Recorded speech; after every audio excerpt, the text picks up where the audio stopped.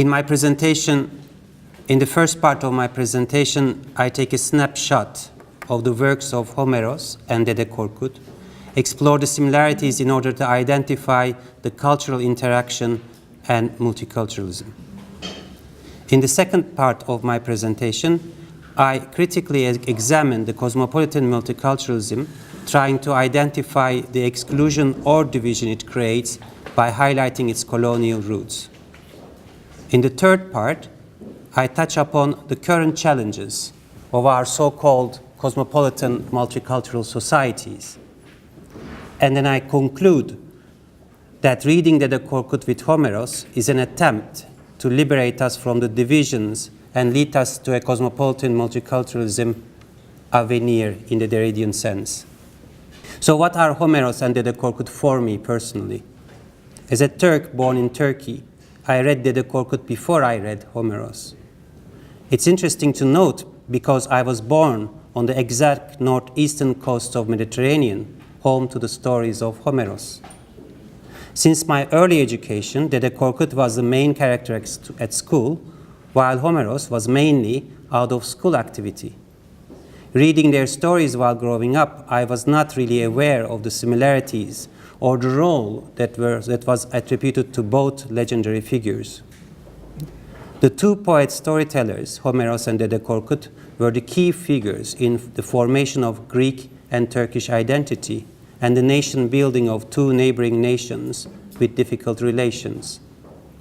Yet the similarity of their stories, heroes, monsters, and the morals as well, they were there. And it took me years after having reread their works, I discovered that despite the hundreds of years of difference between the two, there were similarities not only the heroes or monsters, but also the fiction, the structure, topics, motives, the morals of the stories.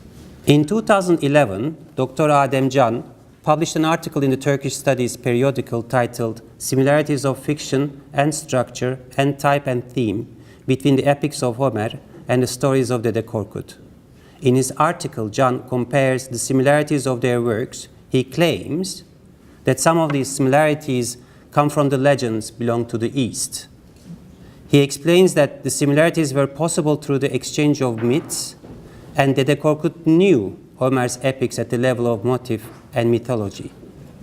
Can concludes that the influence between cultures is a dynamic and intricate process enriching national literatures.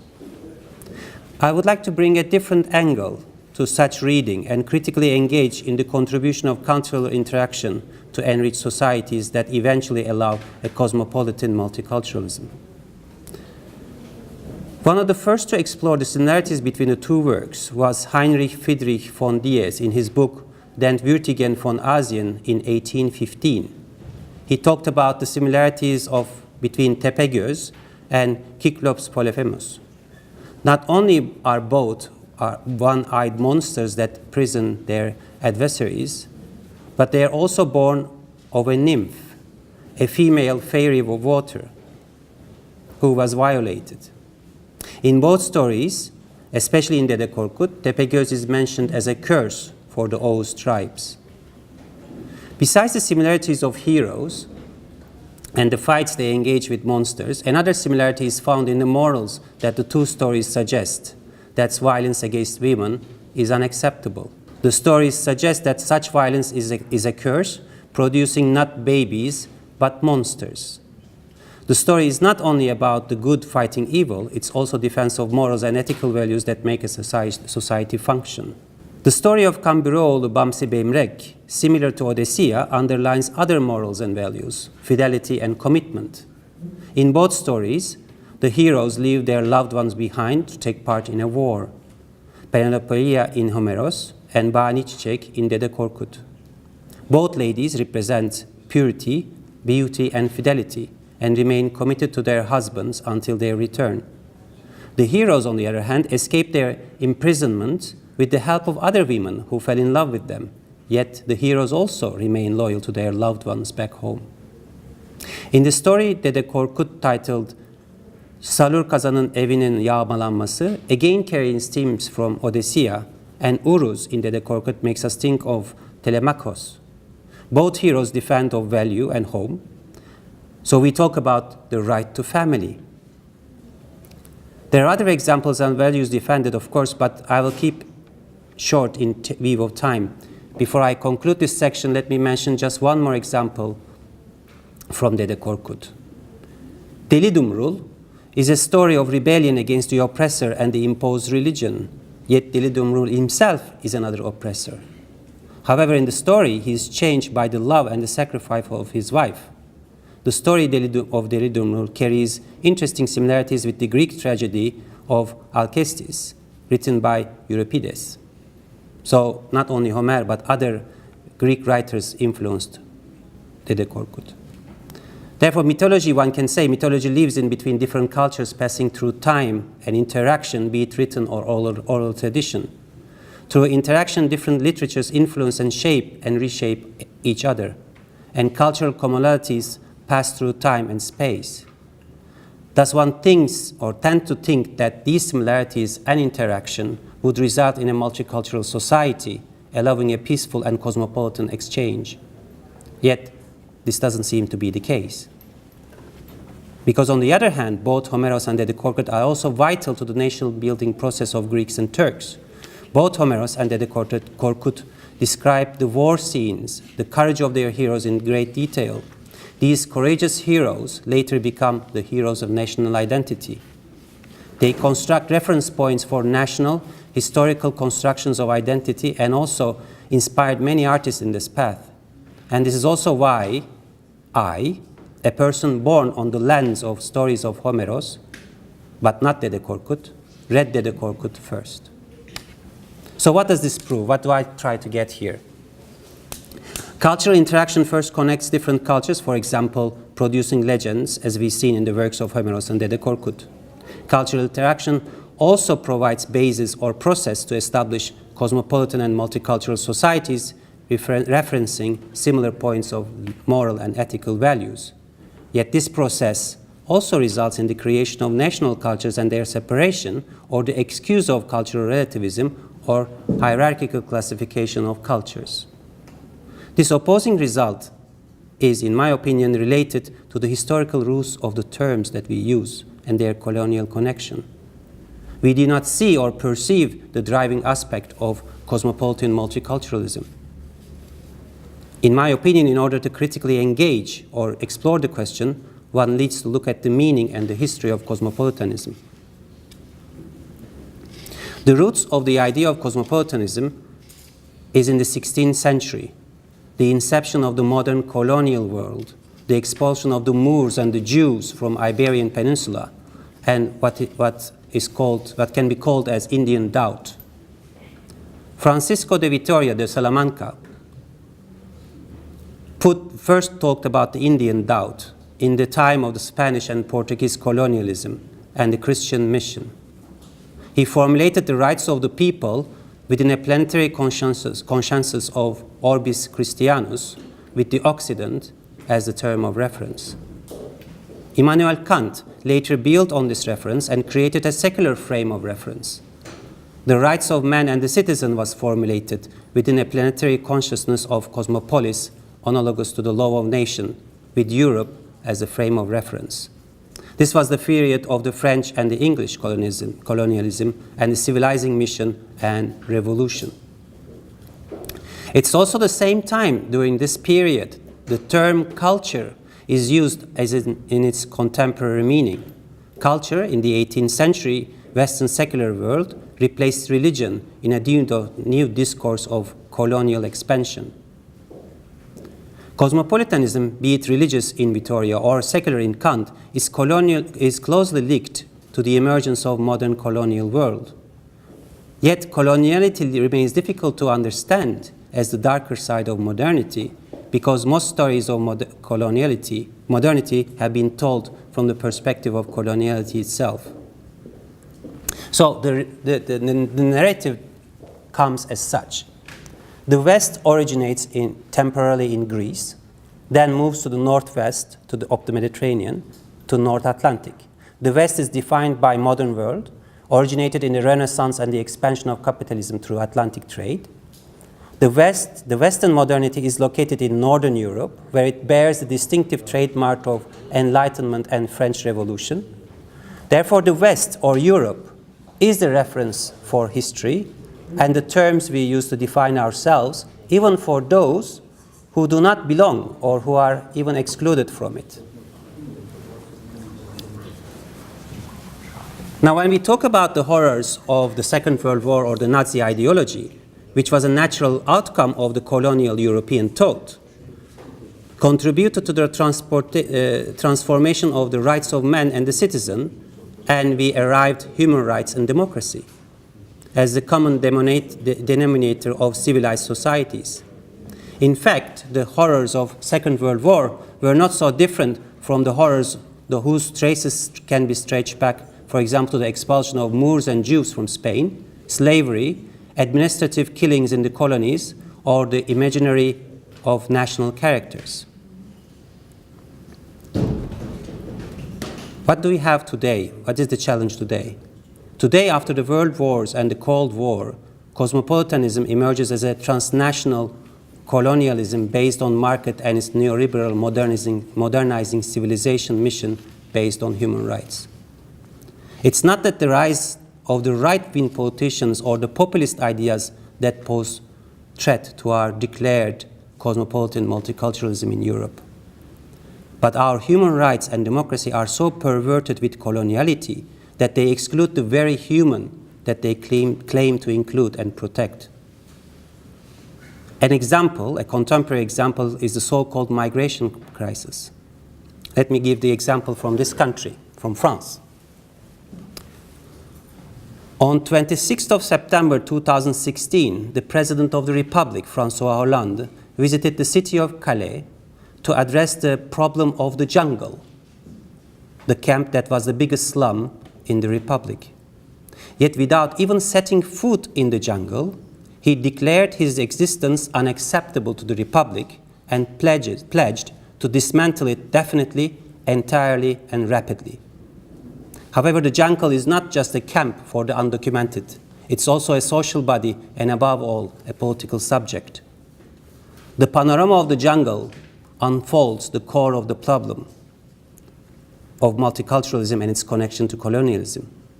This is the picture of hazy ramshackle skyline, punctuated by fluttering of flags, tricolor and Union Jacks abound, along with the flags of Afghanistan, Darfur, Eritrea, Ethiopia, Iraq, Sudan, Syria, and so on. Flags that once belonged to pink and blue areas of the world map are now here in this desolate enclave outside of Calais. These flags are the republics of the jungle. Planting a flag is a part of colonial folklore, the heroic act of claiming territory on behalf of the flag. The jungle flags do precisely that. They are both an act of allegiance and an act of claiming. The flags declare that there are humans with that claim. A claim is for the right to have rights. The jungle may be erased, but just like its former incarnation, the Sangat migrant camp of 2002, it will inevitably reconstitute itself.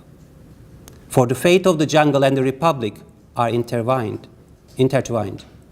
Much as the Republic might reject the jungle, banish it from its horizon, the jungle belongs to the Republic. It's a part of its making, its shadow space. The jungle, in other words, demonstrates that our lazy proclamation of cosmopolitan multiculturalism having been achieved or perfected in Europe is a farce. But I'm an incurable optimist, and I will not finish in a gloomy note. We are in need of a different form of cosmopolitanism, one that emerges from below, from the excluded ones. We need to look at the various spatial and historical locations of the colonial difference. However, I'm not suggesting cultural relativism here. The problem is not to accommodate cosmopolitanism with cultural relativism, but to dissolve cultural relativism and focus on the coloniality of power and the colonial difference produced, reproduced, and maintained by global designs.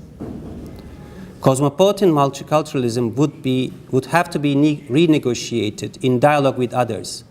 These others, sometimes very abstract others, or sometimes others on different continents, but sometimes the very concrete others who happen to be standing right next to us. This dialogue would lead toward diversity as a universal project, or diversality, in the words of Walter Mignolo. Diversality shall be the ground for cosmopolitan multiculturalism. Diversality as a universal project should be a relentless practice of critical perspectives on cosmopolitan multiculturalism, instead of longing for an ideal society projected from a single point of view, that of the abstract universal, that will return us again to the Greek paradigm and the European legacies. And reading Dede Korkut with Homeros is an attempt in this respect. After all, that was the message of Dede Korkut, an Oğuz, a humanist poet who actively brought the silenced or the forgotten voices into contemporary conversation in his stories. Reading it with Homeros makes us aware of our being in common, if I may rephrase the term of Jean-Luc Nancy.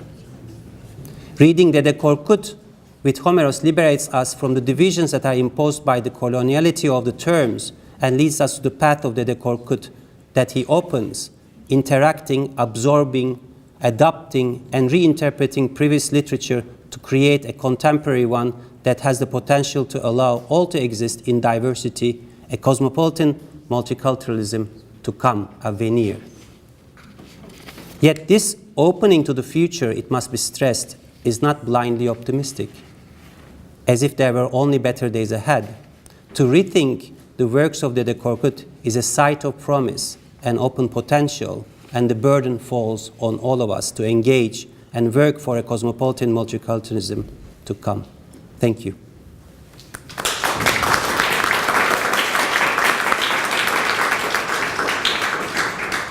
Perhaps a word of thanks, first of all, for a very thought-provoking paper. Thank you very much indeed for that. But to establish a kind of link between what you said and what Professor Barry said, because his paper was also a plea for a form of openness to cosmopolitanism.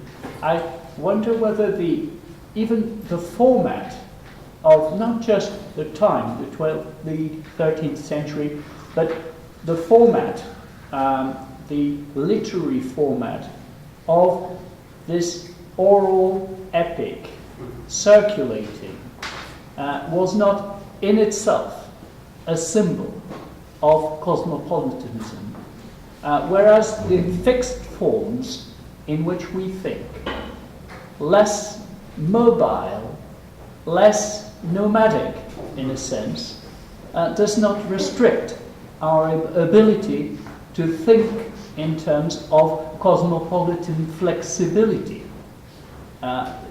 whether it does not block, in a way, the sort of permeability that is needed to achieve this higher form of cosmopolitanism which you are advocating. I would agree with you to a certain extent, yes. Yes, when the literature is oral, it's more fluid, it's more flexible. And one should not forget that also the Dede Korkut stories were put on paper in the 14th century, first time. And we have hints of what was going on before, but most of the literature, most of the part of it, when it was put on paper, is very much influenced by Islam itself as well. They changed certain names. For example, Deli Dumrul fights Aldacı, which is the angel of, now we translate it as the angel of death, but in the written format, he's fighting Azrael, which is from Islam. So, Aldacı and Azrael replaced each other. So when they were, I guess, well, that's why I said I wanted to look from a different angle, from only a literature reading of the of the similarities between Homeros and Dede Korkut, because you could see, and you could also see the influences of the Middle Eastern, like the Gilgamesh, the epic of Gilgamesh, and so on. So there are many interactions between those things, and this is the hope that it creates. But at the same time, the way that we use them, maybe in the written format, as identifiers of our divisions, and that's where we come to block ourselves. I was very surprised that Professor Barry showed the map of El-Sharif Al-Idrisi, the map of North and South, because I was going to use it actually as in my paper as well, because this is a thought-provoking map to think the North in the South and the South in the North. This is how we should break these our frames that define us, and to go beyond. And what also he talked about, the two eyes. If you know a bit of the Sufi philosophy, you would not be surprised that this exists. But the way that, of course, he presented it, like, makes a very good twist of what actually happens, and how Nizami saw it already then, and yet we interpret it today. So I don't know if I could answer your question or make a more comment about your comment, but I hope this. Thank you.